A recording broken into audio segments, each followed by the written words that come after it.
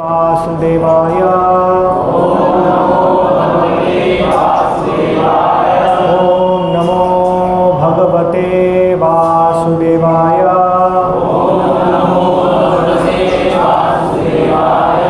ओम नमो भगवते वासुदेवाय।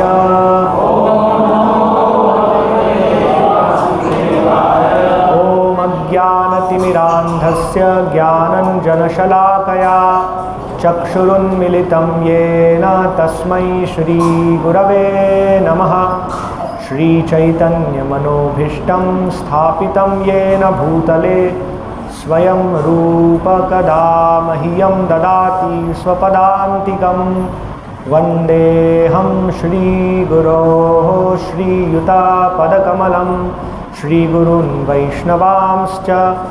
श्रीरूपं साग्रजातं सहगणरघुनाथान्वितं तं सजीवं साद्वैतं सावधूतं परिजनसहितं कृष्णचैतन्यदेवं श्रीराधाकृष्णपादान् सहगणललिता श्रीविशाखान्वितंश्च।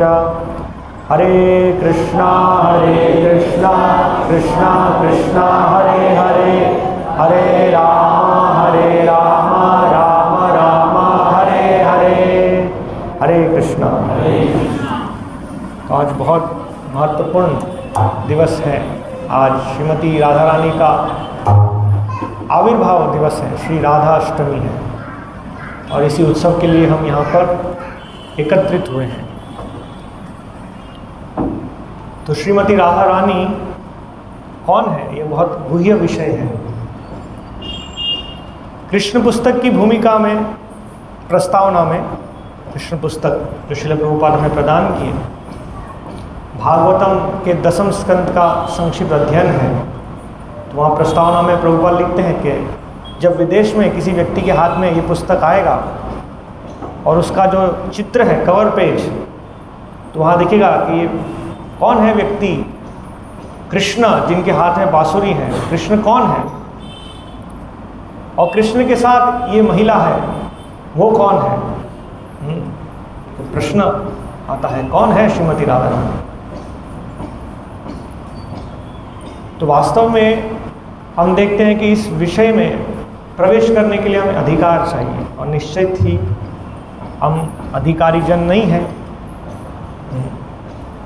क्योंकि अभी तो हम हमारी जो भौतिक अवस्था के जो दोष हैं उसी से मुक्त नहीं हुए हैं। काम, क्रोध, लोभ, मोह, मद मत्सर्य, इससे मुक्त नहीं हुए हैं, है ना।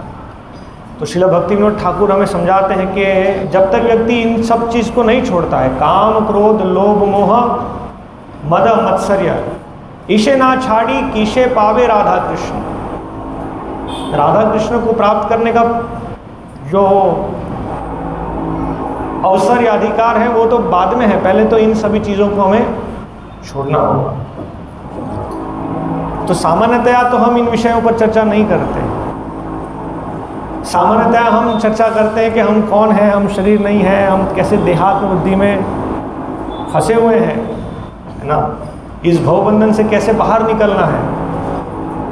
सबसे पहले तो इस भवबंधन से बाहर निकलो, और जैसे चैतन्य महाप्रभु वर्णित करते हैं कि ये जो भौतिक जगत है कैसा है। चैतन्य महाप्रभु कहते हैं ये भौतिक जगत एक मल के गड्ढे के समान है जिसमें हम गिरे हुए हैं, और वर्तमान हमारी स्थिति है कि हमें ये बहुत अच्छा लग रहा है, हमें अभी आभास नहीं हो रहा है ना। नरोत्तम दास ठाकुर लिखते हैं, कर्म कांड ज्ञान कांड केवल विषय भांड। ये जगत में भगवान की शुद्ध भक्ति को छोड़कर जो भी चीज़, जो भी भूल धारणाएं चल रही है, नरोत्तम दास ठाकुर कहते हैं विषय भांड, विष का घड़ा है। और इसी प्रकार से इस जगत में जो भौतिक सुख हम ले रहे हैं, है ना, वास्तव में जगत कैसा है, एक मल के गड्ढे के समान है। जैसे आप देखते हैं जहाँ मल होता है वहाँ कीड़े होते हैं मल में, और उनको लगता है कि वाह, है ना, आज तो सबसे अच्छा दिन है और मैं ही यहाँ का राजा हूँ। तो वास्तव में चैतन्य महाप्रभु हमें सिखाते हैं कि जगत की स्थिति क्या है। तो नरोत्तम दास ठाकुर कहते हैं, अमृता बलिया जेबा खाए। एक व्यक्ति इसको अमृत मानकर खा रहा है, निरंतर खा रहा है, तभी तो रोक नहीं पा रहा है, उसको अमृत लग रहा है तभी तो, है ना। इसीलिए कई बार प्रश्न करते हैं कि प्रभु जी छूटता नहीं है, क्यों नहीं छूटता है? क्योंकि हम अमृत समझ के उसे खा रहे हैं। नाना जोनी सदा फिरे, कदर जब भक्खन करे, तार जन्म अधपते जाए। तो नरोत्तम दास ठाकुर यहाँ कहते हैं कि इसी निकृष्ट भौतिक जगत को अमृत समझ के जो खा रहा है, उसके कारण नाना योनि जदा फिरे, शरीर प्रति शरीर धारण करता है, पुनः पुनः एक शरीर की अभिलाषाएं से दूसरा शरीर निर्मित करता है, उसमें भी भौतिक अभिलाषा करता है ना। कदर जब भक्ख न करे, और उस शरीर में निकृष्ट चीजों को ग्रहण करता है। जैसे कि यही उदाहरण हमने दिया कि जो मल में कीड़ा है वो क्या खाता है, इसी प्रकार से सूअर क्या खाता है। अभी हम समझ सकते हैं कि वो तो अच्छी चीज़ नहीं है, लेकिन वर्तमान में हमारे जीवन में हम क्या खा रहे हैं मतलब जो भी चीज़ उपभोग कर रहे हैं, है ना। जैसे हम देखते हैं देहात्म बुद्धि में हमें शरीर बहुत प्रिय है, लेकिन वास्तव में शरीर क्या है? इस शरीर के भीतर आप थोड़ा सा एक कट लगाएंगे इस शरीर में, तो शरीर के भीतर क्या है? रक्त है, मांस है, मज्जा है, मल है, मूत्र है ना। ये शरीर जो दुर्गंध उत्पन्न करता है, उस शरीर में क्या अच्छा है, लेकिन फिर भी हमें बहुत अच्छा लगता है। और क्योंकि हमारी ये शरीर की धारणा है, इसलिए हमको दूसरा शरीर बहुत अच्छा लगता है। एक पुरुष को एक स्त्री का शरीर, क्योंकि आवरण है, हम जानते नहीं कि वो शरीर में भी कुछ लाभ नहीं है। तो हमारे लिए तो विषय होना चाहिए इसी चीज़ों को समझना, है ना। लेकिन फिर भी चैतन्य महाप्रभु जो हमें प्रदान करने के लिए आए हैं, उन्नतोज्ज्वल रस, सबसे उन्नत चीज़ प्रदान करने के लिए आए हैं। कौन है कृष्ण? क्या है कृष्ण प्रेम? और कृष्ण प्रेम में सर्वोच्च रूप से कौन उनकी सेवा कर रहे हैं? वो श्रीमती राधा रानी कौन है? तो आज ऐसा विशेष दिवस है जब हमें ये जानना चाहिए। और ये कैसे जान पाएंगे? केवल भगवान की कृपा से, केवल राधा रानी की कृपा से, श्री कृष्ण की कृपा से। इसीलिए राधा और कृष्ण संयुक्त रूप में यहाँ पर हमारे सामने उपस्थित हुए चैतन्य महाप्रभु के रूप में। श्री कृष्ण चैतन्य राधा कृष्ण नहीं अन्य। तो यदि हमें राधा और कृष्ण को जानना होगा तो केवल चैतन्य महाप्रभु की कृपा से ही हम उन्हें जान पाएंगे, वरना हम राधा कृष्ण को नहीं जान पाएंगे। इसलिए हमारे महान आचार्य हैं वासु घोष, वे एक पूरा भजन लिखे हैं इसी विषय को समझाने के लिए। उससे पहले जैसे हमने प्रारंभ किया, हमारा क्या अधिकार है इस विषय को समझना। श्रील प्रभुपाद एक बार दक्षिण भारत गए, चेन्नई, मद्रास। तो वहाँ पर एक बहुत बड़े व्यक्ति, हाई कोर्ट जज थे, सम्मानित व्यक्ति, उन्होंने श्रील प्रभुपाद को अपने घर पे बुलाया और उन्होंने श्रील प्रभुपाद से कहा, घर जैसे गृह पे कार्यक्रम होता है, आप सब भी जब भक्तों को घर पे बुलाते हैं, कार्यक्रम होता है, तो श्रील प्रभुपाद को बुलाया और श्रील प्रभुपाद जब कुछ प्रवचन प्रारंभ करने वाले थे तो उन्होंने उनसे अनुरोध किया कि हमें राधा कृष्ण की अंतरंग लीला के बारे में आप बताइए। तो श्रील प्रभुपाद उनको कहे कि नहीं, वो तो बहुत गुह्य विषय है, हमारा हृदय शुद्ध होना चाहिए उस श्रवण करने के लिए। तो उन्होंने कहा कि स्वामी जी, हमारा हृदय शुद्ध है, आप हमें राधा कृष्ण की लीला के बारे में वर्णन कीजिए, हमारी बहुत अभिलाषा है वो सुनने के लिए। तो श्रील प्रभु पुनः कहते हैं कि नहीं, हमें सब भौतिक भोग विलास की इच्छाओं से परे जाना होगा, तभी हम राधा कृष्ण के विषयों में सुन पाएंगे। विषया छाड़िया कब शुद्ध हवे मन। जब विषय आसक्ति छूट जाएगी, जब मन शुद्ध होगा, तबे हामा हेरी बो श्री वृंदावन, और वहाँ पर राधा और कृष्ण की अंतरंग लीला को तभी समझ पाएंगे। तो फिर से उन्होंने अनुरोध किया कि स्वामी जी, हमारे हृदय में कोई कलमश नहीं है, हमारा हृदय बहुत पवित्र है, आप तो हमको राधा और कृष्ण की लीलाओं का रसपान करवाइए। तो श्रील प्रभुपाद उनको कहते हैं कि आप जरूर अवश्य ही शुद्ध हो सकते हैं, लेकिन मैं शुद्ध नहीं हूँ राधा कृष्ण की लीलाओं का वर्णन करने के लिए। वास्तव में श्रील प्रभुपाद श्रीमती राधा रानी के शुद्ध भक्त हैं और हमें यहाँ पर वो परम विज्ञान प्रदान करने के लिए और शिल प्रभुपाद प्रदान किए हैं, तभी तो हम सब यहाँ पर विषयी जन उपस्थित है ना। यहाँ पर कुछ गंभीरता से कृष्ण भक्ति का अनुशीलन करने के लिए हम यहाँ पर एकत्रित हुए हैं, है ना। ये कोई आश्चर्य की बात नहीं है कि शिल प्रभुपाद विदेश गए और जिन लोगों का जीवन था मांसाहार, नशा, जुआ, व्याभिचार, उन लोगों को कृष्ण प्रेम दिए। ये चमत्कार ही है ना। दो दिन पहले महामन प्रभु ने वर्णन किए कि जो शिल प्रभुपाद किए वो चमत्कार है। और शिल प्रभुपाद खुद ये कहते हैं, जैसे प्रभुपाद के समक्ष जब प्रभुपाद गए तब अन्य बहुत सारे साधु बाबा अमेरिका गए और जब वे वहाँ पर गए तो वे अलग अलग प्रकार के जादू दिखाते थे। कोई हवा में उड़ रहा है तो कोई कुछ कर रहा है तो कोई कुछ कर रहा है। तो जब शिल प्रभुपाद को पूछा गया कि आप भी कुछ बताइए, तो प्रभुपाद ने कहा मेरे पास ऐसा कोई छल कपट करने वाला जादू नहीं है ना, लेकिन हमारे पास एक जादू है। तो प्रभुपाद बताया क्या है वो जादू, कि ये सब 18, 19, 20 साल के नवयुवक हैं जिनका जीवन है भोग विलास के लिए। इन्होंने अपना सर्वस्व छोड़कर अपना पूरा जीवन भगवान श्री कृष्ण की सेवा में समर्पित कर दिया। और ऐसा नहीं कि हम उनको धन दे रहे हैं। मैं तो एक वृद्ध निर्धन व्यक्ति हूँ भारत से, और ये कोई भारतीय चीज़ हम नहीं दे रहे, क्योंकि इस पूरे आंदोलन में केवल मैं ही अकेला भारतीय हूँ। अगर आप कह रहे हैं कि मैंने कुछ भारतीय चीज़ दी है, मैं अकेला ही भारतीय हूँ। ये सब तो आप ही के ही यूरोपियन और अमेरिकन युवक युवतियाँ हैं, लेकिन उन्होंने अपना सर्वस्व छोड़ दिया है श्री कृष्ण के लिए। इससे बड़ा जादू मुझे बताइए, कोई है ऐसा जादूगर जो हमें प्रदान कर सके? तो इस तरह से हमें समझना होगा कि हम अधिकारी नहीं हैं, लेकिन फिर भी चैतन्य महाप्रभु की कृपा से हम इसे समझने का प्रयत्न करें। तो वासु घोष अपने भजन में लिखते हैं, यदि गौर ना होते तबे की होय तो केमोने धरी दाम दे, राधार महिमा प्रेम रस सीमा जगते जानतो की। यदि चैतन्य महाप्रभु नहीं होते तो राधा और कृष्ण की अंतरंग लीला, विशेष रूप से श्रीमती राधा रानी का जो प्रेम है भगवान श्री कृष्ण के लिए, प्रेम रस सीमा, वो प्रेम की परम सीमा क्या है? जगते जानतो के, कौन जान पाता। तो चैतन्य महाप्रभु आके हमें दर्शन प्रदान किए हैं। चैतन्य महाप्रभु की शिक्षा है अचिंत्य भेदा भेद तत्व। अचिंत्य भगवान है, अचिंत्य भगवान हमारी इंद्रियों के परे है। कोई अपने इंद्रियों से भगवान को जानने का प्रयास करेगा, क्या भगवान को समझ पाएगा? वो तो इस जगत को ही नहीं समझ पाएगा, ये जगत कैसे कार्य कर रहा है।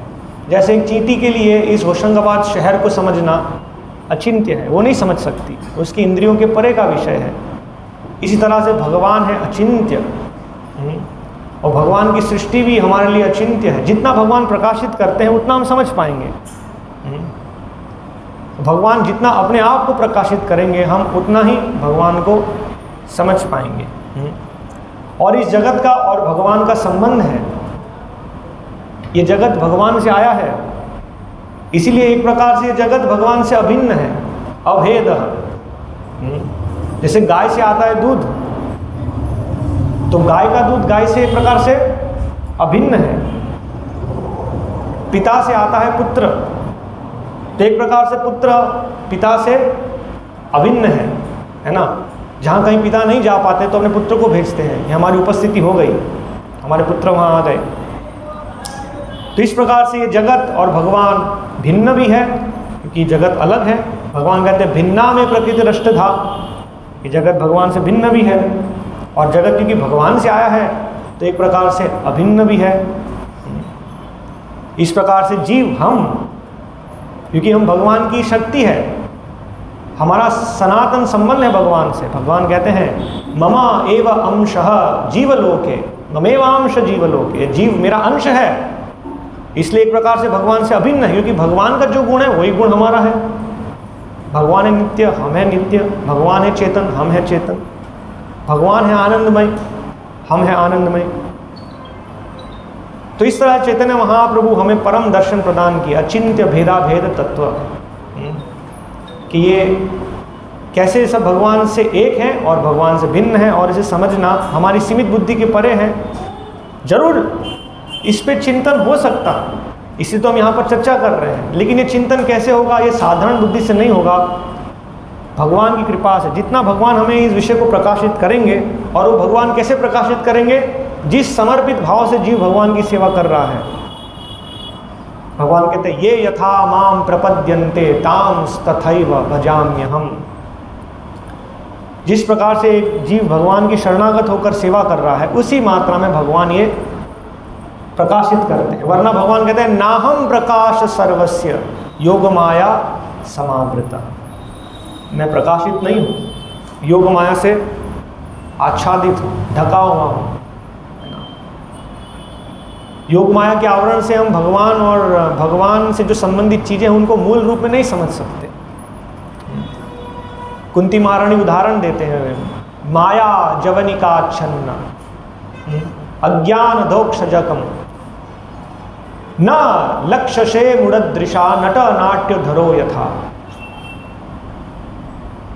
तो कुंती महारानी उदाहरण देते हैं कि जैसे एक बालक है, वो एक नाट्य प्रस्तुति देख रहा है, नाट्य प्रस्तुति, और उसमें उसके पिता एक पात्र निभा रहे हैं, एक योद्धा का पात्र निभा रहे हैं। वो पिता जिसको हर रोज देखता है, जिनके साथ वो हर रोज रहता है, लेकिन अभी इस पिता ने एक अलग प्रकार का वेश धारण किया है। तो बालक अपने माँ से पूछता है कि वो कौन है, ये योद्धा कौन है? वो नहीं पहचान सकता कि वो उसके पिता है। इसी प्रकार से हम माया के कर्टन, जैसे यहाँ हम देखते हैं जो पर्दा है, पर्दा, ये माया का जो पर्दा हमारे आंखों के ऊपर है, माया ने हमको ढका है, इसलिए हम भगवान को नहीं समझ सकते। इसलिए भगवान हमारे लिए अचिंत्य है, लेकिन भगवान अपने आप को प्रकाशित कर सकते हैं जिससे हम भगवान को समझ सकें। तो ये चैतन्य महाप्रभु हमें शिक्षा प्रदान की, अचिंत्य भेदाभेद तत्व। तो इसी प्रकार से श्रीमती राधा रानी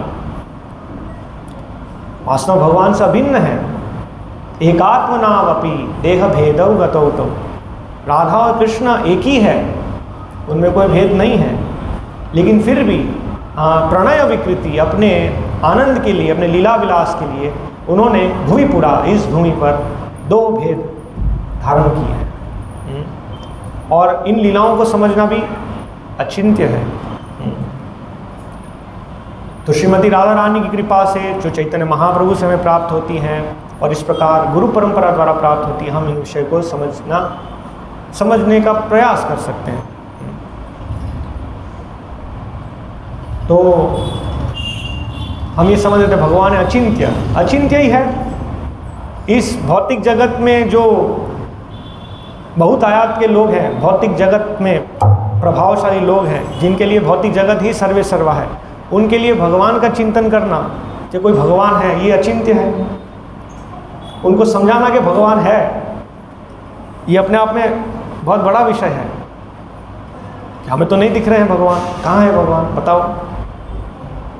तो ये अचिंत्य है। और उनमें से जो प्रगत है उनको समझाना कि भगवान व्यक्ति है,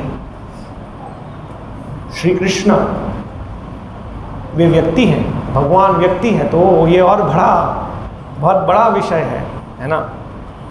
तथाकथित ज्ञानी लोग हैं, लेकिन वो भगवान को एक ज्योति स्वरूप या एक शक्ति स्वरूप मानते हैं, लेकिन वो नहीं समझ सकते कि सभी शक्तियों के आधार, जिस ब्रह्म ज्योति को वे सर्वे सर्वा मानते हैं, उसके आधार है कृष्ण।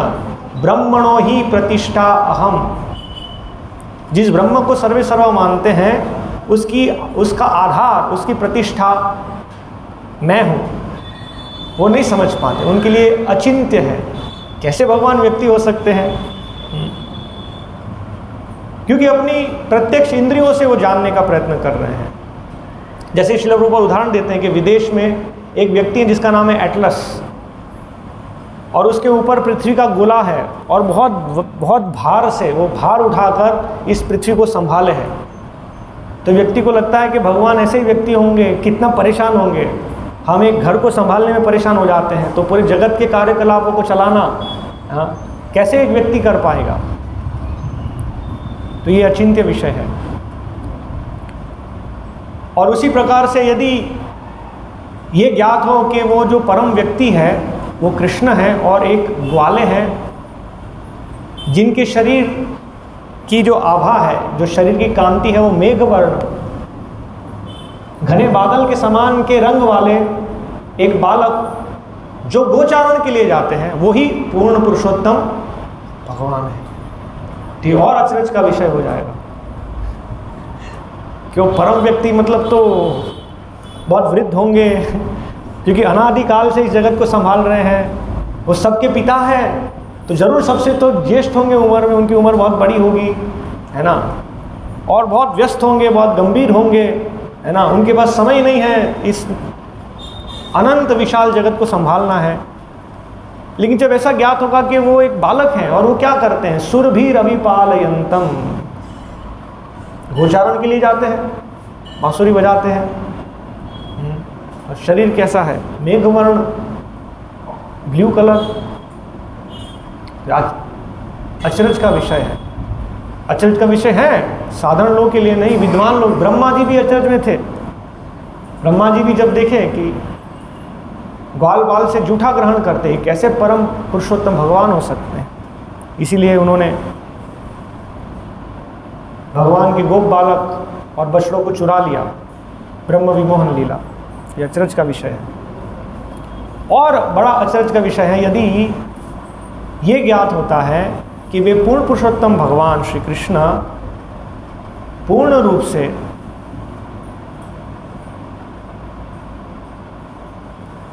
क्या कहेंगे, आश्रित हैं एक स्त्री पर जिनका नाम है श्रीमती राधा रानी।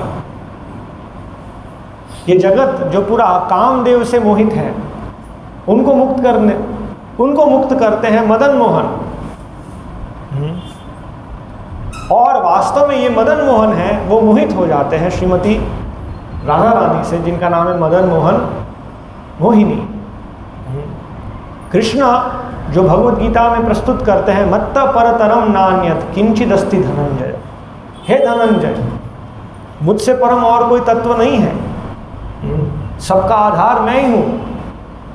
लेकिन जब ये ज्ञात होता है कि वास्तव में श्री कृष्ण किसी पर आधारित है, और वे अनुभव करते हैं कि वे अधूरे हैं श्रीमती राधा रानी के बिना, तो ये और हमारे लिए अचिंत्य विषय हो जाता है, इस विषय को समझना।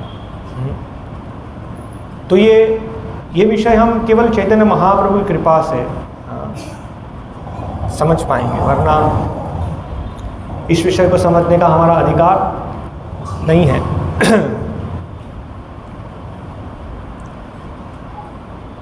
तो आज राधा अष्टमी है, हमारा उद्देश्य होना चाहिए श्रीमती राधा रानी का गुणगान करना। हम प्रतिदिन श्रीमती राधा रानी का गुणगान करते हैं। कैसे करते हैं? हरे कृष्णा कृष्ण कृष्ण हरे हरे, हरे राम राम राम हरे हरे। ये महामंत्र हरे जो है श्रीमती राधा रानी को संबोधित करता है, भगवान की लादिनी शक्ति। तो श्रीमती राधा रानी कौन है? राधा कृष्ण प्रणय विकृति लादिनी शक्ति रस्मात। श्रीमती राधा रानी भगवान के प्रेम का प्रकटीकरण है, प्रणय विकृति, लादिनी शक्ति। लादिनी मतलब जिनका कार्य है भगवान श्री कृष्ण की आनंद के लिए भगवान की सेवा करना। उनका जीवन का सर्वस्व लक्ष्य है श्री कृष्ण के आनंद के लिए, जो लक्ष्य हम भी प्राप्त करना चाहते हैं। हम भी इसी उद्देश्य के लिए है, हम भी ये प्रयास कर रहे हैं। कृष्णार्थ अखिल चेष्टा, हमारा जीवन का हर प्रयास कृष्ण की प्रीति के लिए हो, भगवान कृष्ण की सेवा के लिए हो, और उसके मूर्तिमान स्वरूप है श्रीमती राधा रानी, है ना। तो इसलिए हमारा जो उद्देश्य है वो होना चाहिए उनके पद चिन्हों पर चलना, ना ही उनका अनुकरण करना। हमारा उद्देश्य राधा कृष्ण जैसे बनना नहीं है। जैसे हम देखते हैं कभी उत्सव होता है जन्माष्टमी, तो कोई युवक युवती राधा कृष्ण बन के आते हैं और वे सोचते हैं कि ये कृष्ण है और ये राधा है ना। तो इस प्रकार का जड़ रस नहीं है। वास्तव में हमारा उद्देश्य है श्रीमती राधा रानी की सेवा करना। वो कैसे होगी? दासो दासानुदास गोपी भरतुर पद कमलयोर दासो दासानुदास, ये गुरु परंपरा में। हाँ, राधा रानी के जो सेवक हैं मंजरी, तो वे यहाँ पर आते हैं हमारे आचार्यों के रूप में और हमें शिक्षा देते हैं। इसलिए जैसे हमने शुरुआत में बताया, श्रीमती राधा रानी को हम जान पाएंगे चैतन्य महाप्रभु के माध्यम से, क्योंकि चैतन्य महाप्रभु कौन है? राधा कृष्ण प्रणय विकृति लादिनी शक्ति अस्मात्। राधा रानी भगवान की लादिनी शक्ति है। एकात्मनावपि भुवि पुरा देह भेदम गतौ तौ, वो एक ही है, लेकिन इस भूमि पर पुरा अनंत काल से देह भेदव गतौ तो अपनी नित्य लीला को प्रकट करने के लिए दो अलग अलग देह में यहाँ पर उपस्थित होते हैं। एक ही है लेकिन भिन्न देह में यहाँ पर प्रकट होते हैं। हाँ, चैतन्यम माख्यम प्रकट मधुना तदपि यद चैक्यमाप्तम, वो राधा कृष्ण अधुना अभी एक रूप में उपस्थित हुए हैं। चैतन्य माख्यम, चैतन्य महाप्रभु के रूप में यहाँ पर उपस्थित हुए हैं। राधा भाव द्युति सुवलितम नवमी कृष्ण स्वरूपम। तो चैतन्य महाप्रभु कौन है? वो कृष्ण है, लेकिन भाव जो हृदय है वो श्रीमती राधा रानी का भाव। चैतन्य राधा भाव द्युति, और अंग कांति भी जो है वो कैसी है? राधा रानी के समान। श्रीमती राधा रानी कैसी है? सुवर्ण वर्ण हेमांग, पिघले हुए सोने के समान। तो राधा कृष्ण एकत्रित एक रूप में यहाँ पर आए हैं हमें राधा कृष्ण के बारे में शिक्षा देने के लिए। इसलिए चैतन्य महाप्रभु जब यहाँ पर आए तो रूप गोस्वामी कहते हैं नमो महावदन्याय, आप सबसे महान हैं। एक व्यक्ति जो दान करता है, जो देता है, वो महान है ना। इस तरह हम देखते हैं यदि कोई व्यक्ति कुछ देता है उदार भाव से तो हम सम्मान करते हैं, वो आप उदार हृदय के हैं, आप बहुत महान हैं। लेकिन चैतन्य महाप्रभु सभी दान देने वाले में सबसे महान है, महावदान्याय, क्योंकि वो क्या देते हैं? कृष्ण प्रेम। वो कृष्ण प्रेम जो श्रीमती राधा रानी के हृदय में है, जो गोपियों के हृदय में है, वो प्रेम यहाँ पर चैतन्य महाप्रभु हमें प्रदान करते हैं। उसे कहते हैं उन्नतोज्वल रस, सबसे उन्नत उज्ज्वल रस जो अभी तक किसी ने नहीं दिया।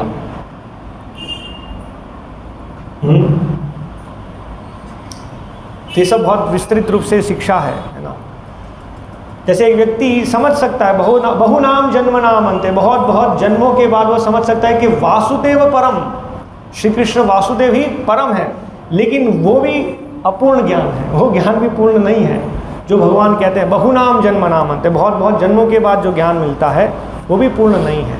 हाँ, क्योंकि यह है तत्व ज्ञान, और तत्व ज्ञान के परे भगवान और भगवान के भक्तों के साथ रस विचार, अलग अलग रस हैं, शांत, दास्य, सख्य, वात्सल्य, माधुर्य।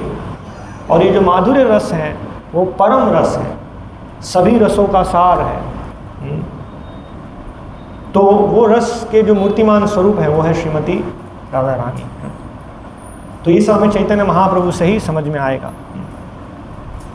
जैसे भगवान की महानता, भगवान की महानता, कोई व्यक्ति सोचेगा भगवान बहुत महान है, अनंत कोटि जगत भगवान से आए, यही शास्त्रों की परिभाषा है। परम सत्य ब्रह्म क्या है? अथा तो ब्रह्म जिज्ञासा, ब्रह्म की जिज्ञासा करनी चाहिए। तो ब्रह्म कौन है? जन्माद्य से यतः, जन्म किनका जन्म? आपका, मेरा, ये जगत का, ऐसे अनंत जगत का जन्म कहाँ से हुआ है? वही परम सत्य से। जन्म आदि, उनका पालन, उनका संहार किनके द्वारा होता है? वही परम सत्य ब्रह्म से। सत्यम परम धीमहि, तो उन परम सत्य का चिंतन करना चाहिए। और वो परम सत्य कौन है? ओम नमो भगवते वासुदेवाय। भगवान श्री वासुदेव वो परम सत्य है। लेकिन चैतन्य महाप्रभु बताते हैं कि यही भगवान की महानता नहीं है। केवल अनंत कोटि जगत भगवान से आए हैं, भगवान उसका पालन करते हैं, और भगवान की शक्ति है कि इसका विनाश हो जाता है। जब विनाश होता है तो सब भगवान के शरीर में समाहित हो जाता है। हाँ, यही भगवान की महानता नहीं है। भगवान की महानता क्या है? माधुर्य रससार, कि भगवान बहुत मधुर है और भगवान के सारे कार्यकलाप भी बहुत मधुर है। वो भगवान जो सबके आदि है, जिनका नाम है अजीत, उनको कोई जीत नहीं सकता है, लेकिन भगवान जब अपने भक्तों के साथ आदान प्रदान करते हैं तो वो भगवान जीते जाते हैं। जैसे भगवान का नाम है दामोदर, तो यशोदा माई भगवान को बांध लिए, साधारण रस्सी से नहीं, वो घर की सब रस्सी लेकर आए लेकिन भगवान को नहीं बांध सके, है ना। तो भगवान दामोदर जैसे बंधे, वैसे ही भगवान बंधे हुए हैं गोपियों के प्रेम से, और उन गोपियों में जो सबसे अग्रज है वो है श्रीमती राधा रानी। इसलिए हमारे आचार्यगण वर्णन करते हैं कि जो भगवान के महान महान भक्त हैं उन्हें भगवान के भक्तों कहते हैं भागवत। जैसे श्रीमद् भागवतम, भागवत, क्योंकि उनका घनिष्ठ संबंध भगवान से, एकमात्र संबंध भगवान से ही है, और कोई संबंध है ही नहीं। तो श्रीमद् भागवतम, श्रीमद् मतलब सुंदर, भागवतम जिसका संबंध केवल भगवान से, और कोई संबंध नहीं है। धर्म कैटव प्रोज्जित अत्र, श्रीमद् भागवत से जो भी कैटव धर्म है वो निकाल कर फेंक दिया गया है। कैटव धर्म अर्थात मोक्षवांछा, मुक्ति की अभिलाषा, इस जन्म मृत्यु से बाहर निकलने की अभिलाषा है। अत्र श्रीमद् भागवते मुक्तिवांछा निरस्तम, मुक्ति की अभिलाषा को भी निरस्त करके बाहर डाल दिया गया है, इसलिए इसका नाम है भागवत। इस प्रकार से जो भगवान के भक्त हैं जिनका संबंध केवल कृष्ण से और कुछ नहीं है, तो हमारा हृदय सदा गोविंद विश्राम, आपके हृदय में केवल गोविंद है और कुछ नहीं है। तो भगवान के भक्त और महान भक्त जैसे नारद मुनि, प्रहलाद महाराज, उनको कहते हैं महाभागवतो महान। महान महान भक्तों में भी महान, उनकी भक्ति अतुल्य है, कृष्ण सेवा उनकी अतुल्य है। लेकिन हमारे आचार्यगण वर्णन करते कि इन सभी महान महान भक्तों की भक्ति एक पक्ष में, और श्रीमती राधा रानी की भक्ति की एक बूंद जो है वो अगर दूसरे पक्ष में है तो उसकी तुलना नहीं कर सकते। तो ऐसा एक वृतांत आता है, हालांकि हम इन सब वृतांतों का अधिक चर्चा नहीं करते हैं, जैसे हमने बताया कि हम इसके लिए योग्य नहीं है, लेकिन फिर भी हमें समझना चाहिए चैतन्य महाप्रभु जो गंतव्य हमें प्रदान कर रहे हैं, कौन है राधा कृष्ण और कैसे हम उनकी दिव्य प्रेमा भक्ति में संलग्न हो सके, है ना। तो हम देखते हैं बहुत सारी ऐसी चीज़ हैं जो हमारे क्या कहते हैं, जो स्वीकार किए जाते हैं उस प्रकार से, जो वैदिक शास्त्र है, श्रुति, उसमें प्रत्यक्ष रूप से जिसका वर्णन नहीं है, लेकिन हमारे आचार्यगण उसे प्रकाशित करते हैं क्योंकि वो दर्शन कर रहे हैं। हमारे आचार्यगण कौन है? वे राधा कृष्ण के अंतरंग सेवक हैं, श्रीमती राधा रानी के सेवक हैं, मंजरी जन।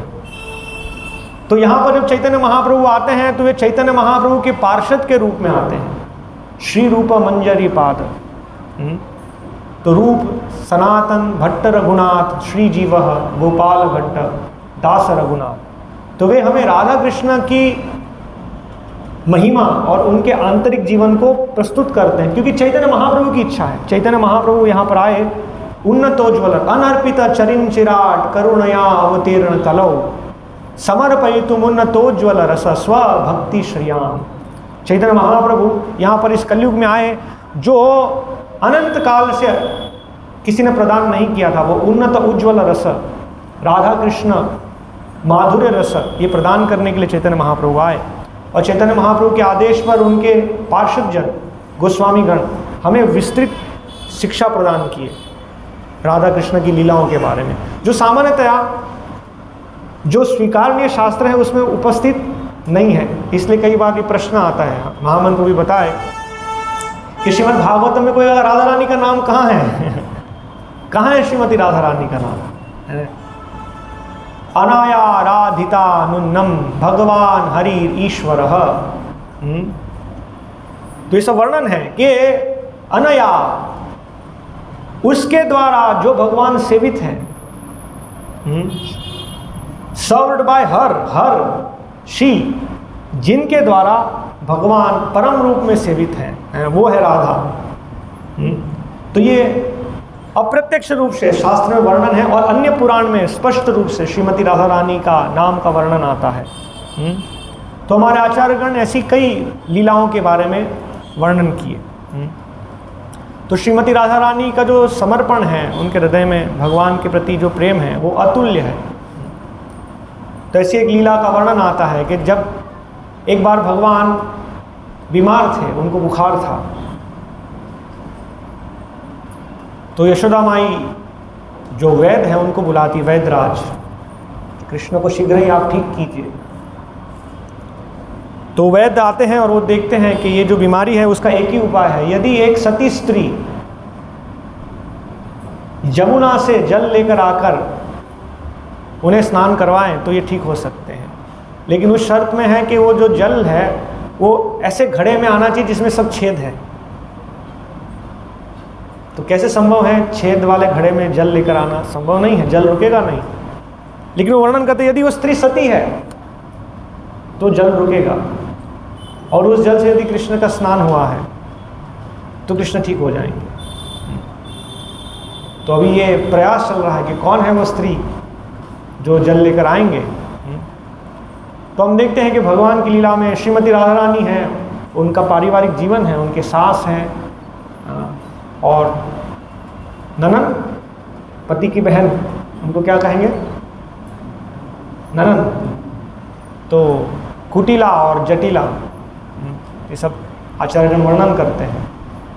सामान्यतः हम इसे प्रवेश नहीं करते, लेकिन ये समझने के लिए तो वहाँ ये प्रयास में निर्णय होता है कि सबसे, क्योंकि जटिला जो है हमेशा श्रीमती राधा रानी पर शंका कर रहे हैं कि इसका श्री कृष्ण से कोई संबंध है, इसके हृदय में वास्तव में कृष्ण से प्रेम है, वो अपने पारिवारिक जीवन के बाहर आसक्ति, इसलिए हमेशा उन पर ध्यान देना, उनको चिंतन करना, कि ये शंका करना।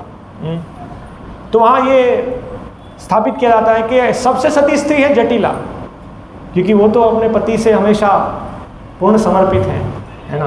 तो इसलिए आप यमुना में जाइए और ये घड़ा भरिए और उससे आप जल लेकर आइए।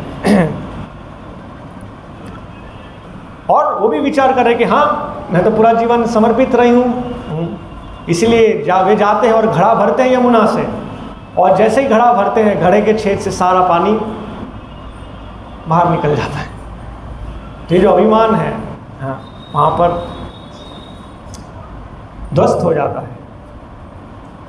तो सब निराश हो जाते हैं कि अभी क्या होगा, अभी कैसे कृष्ण ठीक होंगे। तो वैद्यराज कहते हैं नहीं नहीं, एक और विकल्प है ना, कि क्यों नहीं श्रीमती राधा रानी इस घड़े को भरे। मुझे आशा है कि घड़े से जल नहीं निकलेगा। तो श्रीमती राधा रानी को आगे किया जाता है और वे घड़े से जल भरते हैं और जल नहीं निकलता है, क्योंकि उनका सर्वस्व उनके हृदय में केवल कृष्ण है। उनके हृदय में और कोई अन्य कोई और लेश मात्र विचार नहीं है। इसलिए वो घड़ा भर के आते हैं और भगवान स्नान करते हैं, भगवान ठीक हो जाते हैं।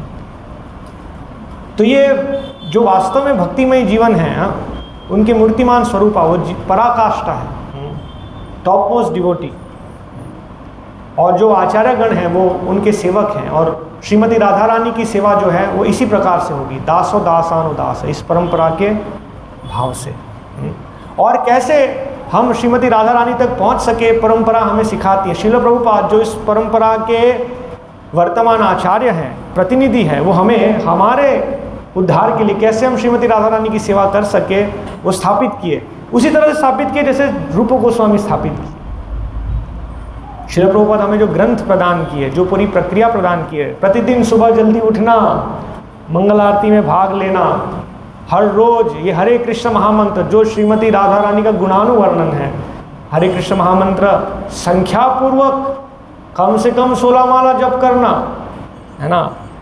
वरना ये जो सहजिया, क्या कहेंगे, एक प्रकार का नौटंकी है।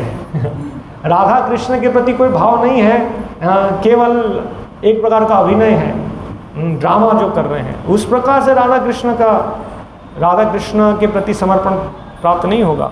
तो जैसे रूप गोस्वामी हमें प्रदान किए, आदौ श्रद्धा तथा साधु संग अथ भजन क्रिया तथार्थ निवृत्ति, कि किस प्रकार से गुरु के आदेश के अंतर्गत भजन क्रिया, नियमित नियम पालन करना है ना। श्रील प्रभुपाद उदाहरण देते हैं कि स्वस्थ जीवन में एक व्यक्ति जब स्वस्थ है तब बहुत कुछ कर सकता है, वो कई खेल खेल सकता है, अपने शरीर से बहुत कुछ कार्य कर सकता है। लेकिन स्वस्थ बनने के लिए, अस्वस्थ अवस्था से बाहर आने के लिए, स्वस्थ जीवन में जाने के लिए विधि विधान पालन करना होगा। जब हम बीमार हैं, बुखार है, जुकाम है, तो ये नहीं खाना, ठंडा नहीं खाना, दही नहीं खाना, है ना, क्योंकि उससे बीमारी बढ़ेगी, और ये दवाई लेना जिससे हम ठीक होंगे। तो हम राधा कृष्ण की शुद्ध भक्ति में आए, इसीलिए आचार्यगण हमें वैधि भक्ति प्रदान करते, विधि विधान के माध्यम से। इसलिए ब्रह्म मुहूर्त में उठना, 16वां हरे कृष्ण महामंत्र जप करना, मांसाहार नहीं, केवल कृष्ण प्रसाद, किसी और कुछ नहीं, नशा नहीं, चाय कॉफी नहीं, जुआ नहीं, व्याभिचार नहीं, विवाह के बाहर कोई पुरुष स्त्री संगति नहीं, विवाह के भीतर भी केवल संतान उत्पत्ति के लिए पुरुष स्त्री का संगति होना। इस प्रकार से सब नियम स्थापित किए जिससे हम क्रमशः देहात्म बुद्धि से ऊपर उठ सके, अंततः हमारे अनर्थों से उठ सके, और फिर निष्ठा, रुचि, फिर आसक्ति, फिर भाव और फिर प्रेम। ये जो प्रेम है वो इस तरह से इस क्रम में आएगा। तो श्रील प्रभुपाद यहाँ पर आए हैं हमें ये परम रस, उन्नतोज्वल रस प्रदान करने के लिए। तो हमारे ऊपर है कि हम कितनी गंभीरता से इसको स्वीकार करते हैं।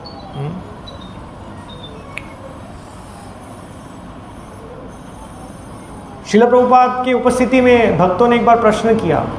भक्तों ने कहा श्री कृष्ण ही सर्वस्व है, जिसे भगवान कहते हैं मत्त परतरम नान्यत, मुझसे परम और कोई नहीं है ना। और भगवान यहाँ पर आते हैं जीव उद्धारण, जीवों के उद्धार करने की लीला करते हैं, है ना। तो भक्तों ने कहा कि श्री कृष्ण ही परम है, और अन्य भक्त ने कहा नहीं, चैतन्य महाप्रभु परम है, चैतन्य महाप्रभु है महावदन्याय, है ना। जगाई मधाई पर्यंत अन्येर क्या कथा, अन्येर का कथा, कि जब जगाई और मधाई जैसे पतित जीवों का उद्धार हो सकता है तो अन्य जीवों को क्या कहना। चैतन्य महाप्रभु ऐसे पतित पावन। तो जब प्रभुपाद के सामने प्रस्तुत किया गया कौन परम है, श्री कृष्ण परम है या चैतन्य महाप्रभु परम है, कौन परम है, तो श्रील प्रभु उत्तर दिए श्रीमती राधा रानी परम है। प्रभुपाद इस प्रसंग में ऐसा कहें, परम कौन है, श्रीमती राधा रानी। तत्वतः श्री कृष्ण परम है ना। और श्रीमती यशोदा माई, राधा रानी सभी उनके महान सेवक हैं, क्योंकि भगवान की भक्ति में सेवा का आधारभूत भाव जो है वो दास्य भाव, यही परम आधार है। लेकिन राधा रानी के गुणों के माध्यम से वे भगवान श्री कृष्ण को आकर्षित करते हैं।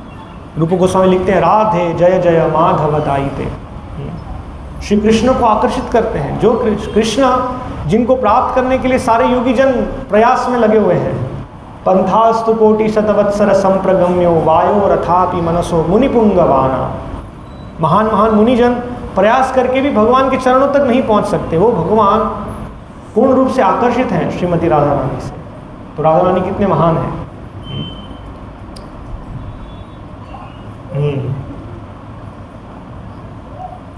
तो ये सब हमारे आचार्यगण वर्णन करते हैं। कृष्ण है पूर्ण, लेकिन पूर्ण के ऊपर भी है। कृष्ण है पूर्ण, लेकिन पूर्ण से पूर्णतर, पूर्णतमम, ये दिव्य रस है।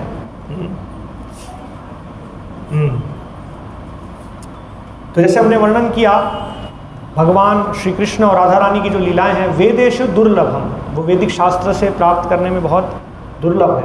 अदुर्लभम आत्मभक्तौ, लेकिन उनके भक्तों के माध्यम से ये हम जान सकते हैं। विशेष रूप से चैतन्य महाप्रभु, उनके परंपरा के माध्यम से हम इन शिक्षाओं को समझ सकते हैं। ऐसा ही एक वृत्तांत आता है, हमारे महान आचार्य हैं श्रील विश्वनाथ चक्रवर्ती ठाकुर, वो इन अंतरंग लीलाओं को वर्णन किए। एक उनकी रचना है स्वप्न विलास सामृत अष्टकम, ये 9 श्लोकों की रचना है। उन्होंने हमें प्रकाशित किया क्योंकि वो देख सकते हैं। जैसे हम प्रतिदिन गौर आरती गाते हैं, भक्ति विनोद ठाकुर हमें प्रदान किए। हम गौर आरती में क्या देखते हैं? भक्ति विनोद देखे गौरारा संपद। भक्ति विनोद ठाकुर देख रहे हैं चैतन्य महाप्रभु की इस आरती को। इस प्रकार से श्रील विश्वनाथ चक्रवर्ती ठाकुर भगवान की अंतरंग लीला को देख सकते हैं क्योंकि वे उनके निकट पार्षद हैं। तो एक अष्टकम उन्होंने हमें प्रदान किया, प्रकाशित किया है, स्वप्न विलास अमृत अष्टकम। तो वहाँ पर वो वर्णन करते हैं कि श्रीमती राधा रानी ने एक स्वप्न देखा और वे स्वप्न की चर्चा श्री कृष्ण से कर रहे हैं। तो वहाँ कहते हैं कि उन्होंने व्रज धाम यमुना तट को देखा, वहाँ पर व्रजवासियों को देखा जो नृत्य कर रहे हैं, वहाँ पर मृदंग है, करताल है, नृत्य चल रहा है। और वहाँ पर एक ब्राह्मण को देखा, बहुत ही तेजस्वी ब्राह्मण, और सोने की कांति के समान उनकी आभा है। वो उस ब्राह्मण को देख रहे हैं। तो वहाँ श्रीमती राधा रानी विचार कर रहे कि ये कौन है, ये ब्राह्मण कौन है, इतने तेजस्वी, ये कौन है? तो वहाँ वो भगवान से कहते क्या वो मेरे प्रेमी हैं कृष्ण? लेकिन यदि वो कृष्ण है तो मैं कहाँ हूँ, क्योंकि मैं और कृष्ण अभेद, हम कभी अलग नहीं हो सकते। यदि वो कृष्ण है तो मैं कहाँ हूँ? और फिर वे कृष्ण से कहते हैं कि या वो मैं हूँ, या वो ब्राह्मण वो मैं हूँ। क्योंकि हम देखते हैं कि श्रीमती राधा रानी, हमारे आचार्यगण वर्णन करते हैं कि वृंदावन की जो भूमि है ना, वहाँ के ईश्वर कौन है? कृष्ण नहीं है। वहाँ के जो स्वामी हैं वो है वृंदावनेश्वरी। राधा पदंकित भूमि जार नाम वृंदावन। भक्ति विनोद ठाकुर कहते हैं वृंदावन क्या है? श्रीमती राधा रानी के चरण कमल से अंकित भूमि जो है वो है वृंदावन। वहाँ की अधिष्ठात्री है श्रीमती राधा रानी। तो राधा रानी वहाँ पर भगवान से कहते हैं कौन है, या क्या वो मैं हूँ? यदि मैं हूँ तो कृष्ण कहाँ है? कृष्ण कहाँ है?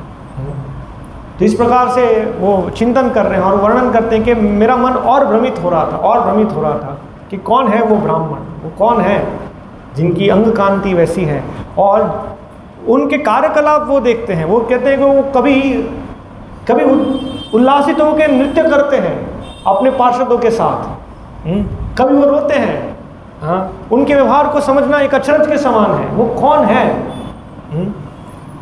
तो राधा रानी वहाँ वर्णन करते हैं कि इस प्रकार से मन और भ्रमित हो रहा था जब तक गहरी नींद फिर से नहीं आ गई। तो कृष्ण से पूछते कौन है वो? तो वहाँ भगवान श्री कृष्ण कहते हैं कि मैंने आपको अपने कई रूप बताए, लेकिन तब आपको ये अचरज नहीं हुई। जैसे भागवतम में हम देखते हैं कि जब भगवान गोपियों से विलग हो जाते हैं, सब गोपियाँ भगवान को खोजने के लिए प्रयास करते हैं, तब भगवान अपना नारायण रूप प्रकट करते हैं, षड ऐश्वर्य परिपूर्ण नारायण रूप प्रकट करते हैं। तब गोपियाँ तुरंत ही भगवान को प्रणाम करते हैं कि हे भगवान नारायण, आपने कृष्ण को देखा? भगवान कह रहे हैं कि तब आप इस प्रकार से आश्चर्यचकित नहीं हुए। और अन्य स्थान पर वृंदावन लीला में हम देखते हैं कई बार भगवान अपने अलग अलग रूपों को वर्णन किए। कई बार गोपियाँ भगवान का उपहास करती हैं कि भगवान राम ने वानरों के साथ कितना महान कार्य किया, कितना बड़ा सेतु बनाया, और आप क्या कर रहे हैं? आप अपने वानरों के साथ केवल माखन चोरी कर रहे हैं। ये क्या, कौन सी बड़ी बात है? क्या विशेष बात है? तो भगवान कई बार उसको स्थापित करने के लिए कि मैं ही वो पूर्ण पुरुषोत्तम भगवान हूँ, भगवान बताएं अपने वानरों के साथ वो लीला का दर्शन दिए, देखिए मैं ही वो हूँ। तो वहाँ भगवान कह रहे हैं कि मैंने अपने कई रूप जो आपको बताया, तब आप आश्चर्यचकित नहीं हुए। तो ये ब्राह्मण कौन है जिनसे आप इतने आश्चर्यचकित हो गए, ये मन आपका भ्रमित हो रहा है? कौन है वो ब्राह्मण, कौन है? जब भगवान इस प्रकार चिंतन कर रहे हैं, विचार कर रहे हैं, तो वर्णन आता है, विश्वनाथ चक्रवर्ती ठाकुर समझाते हैं कि भगवान के वक्षस्थल पर जो कौस्तुभ मणि है वो प्रज्वलित होता है ना। और जैसे वो प्रज्वलित होता है, राधा रानी का जो स्वप्न था वो पूर्ण रूप से वहाँ पर प्रकाशित होता है। राधा रानी कहते हैं हाँ अभी मैं समझ गई हूँ वो कौन है ना। तो आप वर्णन कर रहे हैं कि आप हंस रहे हैं क्योंकि आप ही वो ब्राह्मण है। वो जो ब्राह्मण है सुवर्ण वर्ण हेमांग, वो आप हैं। और आप मुझे ये नहीं वर्णन कर रहे हैं कि मैं कहाँ हूँ, क्योंकि मैं भी वो ब्राह्मण हूँ। आप और मैं वो ब्राह्मण है, क्योंकि वहाँ पर एक ही है, दो नहीं है। तो जैसे चैतन्य चरितामृत में वर्णन है, एकात्मनावपि चैतन्यमाख्यम प्रकटम अधुना तद्वयम चैक्यमाप्तम। राधा और कृष्ण सम्मिलित रूप में यहाँ पर आए हैं। राधा और कृष्ण की परम शिक्षा हमें यहाँ पर प्रदान करने के लिए। तो वहाँ वर्णन है, और अंत में वहाँ पर विश्वनाथ चक्रवर्ती ठाकुर कहते हैं कि जिसके भंवर रूपी मन, वो मन की तुलना करते हैं भंवर के समान। तो वहाँ कहते हैं कि जिस व्यक्ति का भंवर रूपी मन इस राधा रानी की जो स्वप्न है उसका अमृत पान करता है, तो वो ये भौतिक जगत से, भौतिक जगत के द्वंद्व से मुक्त हो जाएगा तुरंत पहले। जो मटीरियल वर्ल्ड है, मतलब वो वहाँ वर्णन करते हैं कि भौतिक जगत की नींद से जो ये स्वप्नों को समझेगा, ये भौतिक जगत की जो गहरी नींद है जिसमें हम सोए हुए हैं, उस गहरी नींद से वो मुक्त हो जाएगा, चैतन्य महाप्रभु को प्राप्त करेगा, चैतन्य महाप्रभु के दिव्य प्रेम में वो खेलेगा, और अंततोगत्वा जो कुंज के नाथ हैं भगवान श्री कृष्ण, उनकी अतुल्य कृपा को वो प्राप्त करेगा। तो इस प्रकार से हमारे आचार्यगण हमें ये वर्णन किए हैं, हमें सब बताए हैं। तो हमें क्रमशः इसे समझना चाहिए। कैसे समझना चाहिए? जैसे प्रारंभिक अवस्था से हमें बताए हैं, चेतो दर्पण मार्जनम, हमारा चेत दर्पण का मार्जन होगा, है ना। और इस प्रकार से जब हमारी आसक्ति होगी इन सब आचार्यों की शिक्षा से, रूप रघुनाथ पदे हई बे आकुति तबे हम हेरी वो श्री जुगल प्रीति।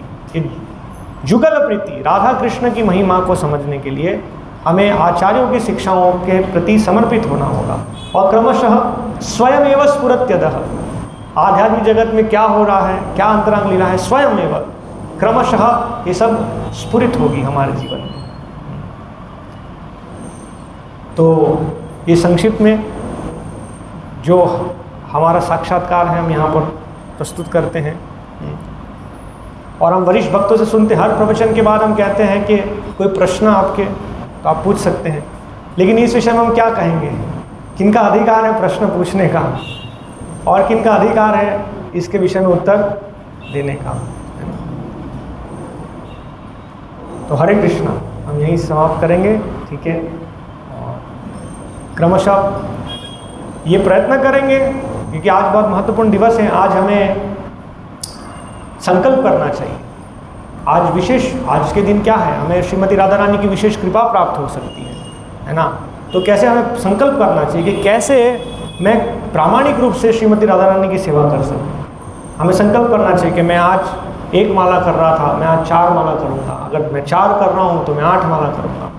और यदि कोई भक्त बहुत ही निष्ठ है तो सोचता है कि 16 माला करना है तो आज ही से ही 16 माला करूँगा, क्यों वेट करना है। हर रोज़ मंगल आरती आऊँगा, हर रोज़ श्रील प्रभुपाद के ग्रंथों को पढ़ूंगा, और इस प्रकार से शुद्ध हवे मन, जब मेरा मन शुद्ध होगा तब मैं श्रीमती राधा रानी और श्री कृष्ण को देख पाऊँगा। एक और महत्वपूर्ण चीज़ हमें समझना है कि हमारे आचार्यों के इस भाव को समझना होगा, इस सिद्धांत को समझना होगा, तभी हम राधा कृष्ण की सेवा कर पाएंगे। अगर हम स्वतंत्र रूप से विम्सिकली, विम मतलब मनोकल्पित विचार से राधा कृष्ण की सेवा करने जाएंगे तो हम भ्रमित हो जाएंगे। जैसे हम देखते हैं, कई बार हम उदाहरण लेते हैं मीराबाई का, इसलिए वर्णन करते जैसे मीराबाई ने भक्ति की, उनके तो कोई गुरु नहीं थे, लेकिन ऐसा होगा नहीं, अवश्य गुरु होंगे। कई बार कहते हैं उन्होंने रायदास से शिक्षा ली, है ना, लेकिन ये विचार कि मैं कृष्ण की प्रत्यक्ष सेवा करूंगा, और ये विचार कि श्री कृष्ण और मैं घनिष्ठ संबंध है ना, तो ये हमारे संप्रदाय का मत या हमारे आचार्यों द्वारा मत नहीं है, क्योंकि ये भगवान श्री कृष्ण को प्रिय नहीं है। भगवान श्री कृष्ण का सुख श्रीमती राधा रानी के सुख में है। और श्री कृष्ण की सेवा श्रीमती राधा रानी करते हैं, और श्रीमती राधा रानी के माध्यम से ही हम भगवान श्री कृष्ण की सेवा कर सकते हैं। तो ये जो विचार है स्वतंत्र, डायरेक्ट राधा रानी जैसा बनना, ये हमारा विचार नहीं है। हम राधा रानी नहीं बन सकते हैं, हम यशोदा माई नहीं बन सकते हैं, हम नंद बाबा नहीं बन सकते हैं। भगवान और भगवान के परम सेवक हैं, और उनकी कृपा से हम उनके सेवकों के सेवकों के सेवकों के सेवकों के सेवकों के सेवक बनने का कुछ प्रयास कर सकते हैं। तो हमें इस भाव से, प्रामाणिक गुरु परंपरा से इन शिक्षाओं को लेना है। तो आज संकल्प कर सकते हैं कि कैसे हम भक्ति में जीवन में आगे बढ़ें। ठीक है, हरे कृष्णा।